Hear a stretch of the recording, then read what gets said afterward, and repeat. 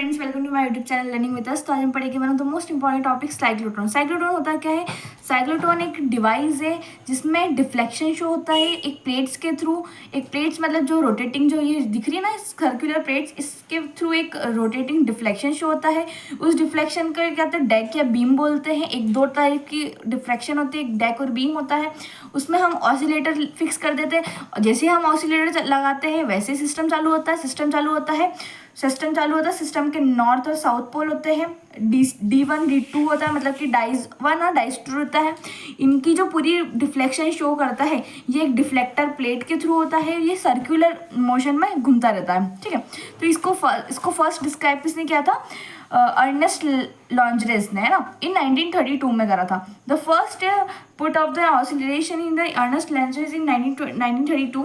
Oscillating change the particles such as the proton or deuteron to high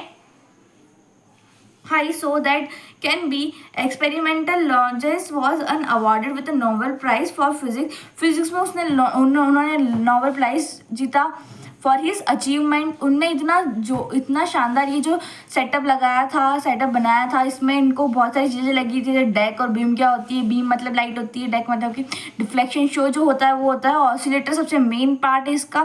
तो ये चीज़ बनती है, इसका कंस्ट्रक्शन कैसे होता है? तो कंस्ट्रक्शन हम आज देखते हैं कंस्ट्रक्शन क्या होता है इसका, ठीक है।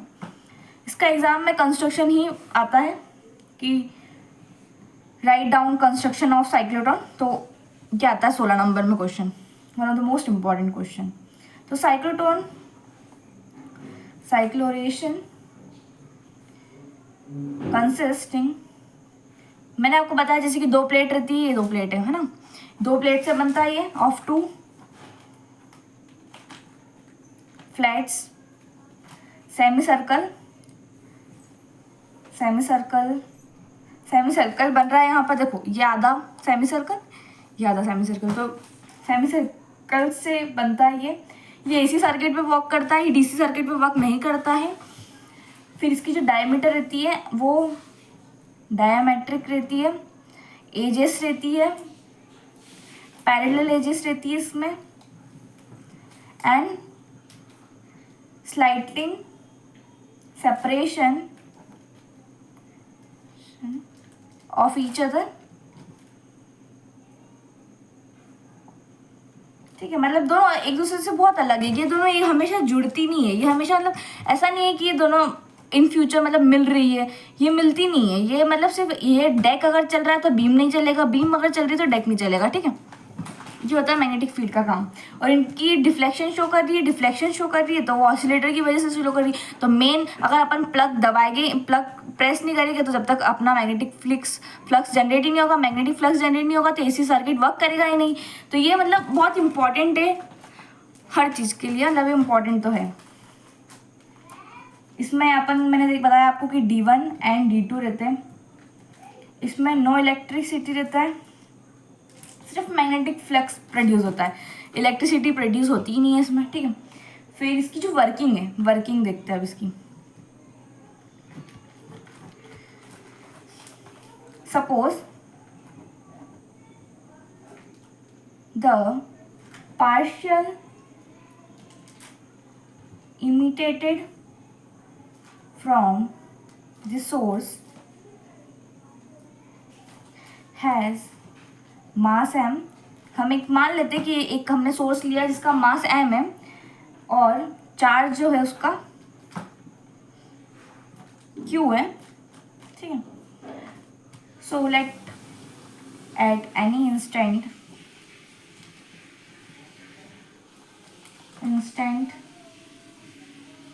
The AC charge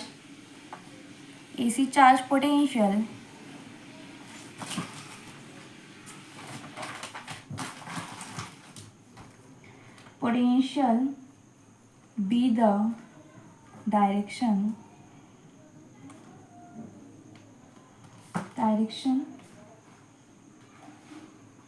which makes D1 positive and D2 negative. इस लाइन का मतलब है ये जो हमने D1 और D2 लिखा, इसमें जो नीचे वाली सेमिस्फेयर है वो नेगेटिव, ये प्लस का रहता है, ये जो रहता है माइनस का रहता है, मतलब इसमें सिर्फ माइनस चार्ज रोटेट होगा, इसमें सिर्फ प्लस चार्ज जनरेट होगा, ठीक है। इसकी भी बात है, D1 D2 रहता है,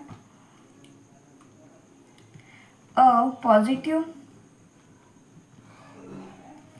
ion from the source as will be attracted by dies.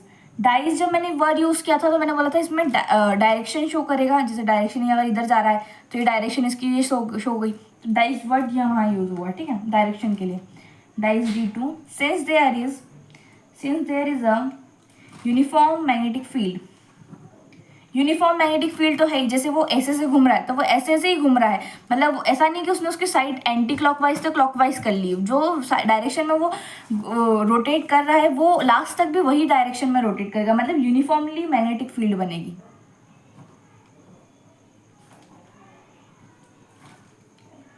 Field at be acting at a right angle, और इसके बीच में ये एक राइट एंगल भी बना शो कर देता है, ठीक है, 90 डिग्री का angle. Planes that dies the iron exchange. So radius क्या हो जाएगी इसकी, R equals to mv by qb। So these are the some important factors of cyclotron. Thank you for watching this video.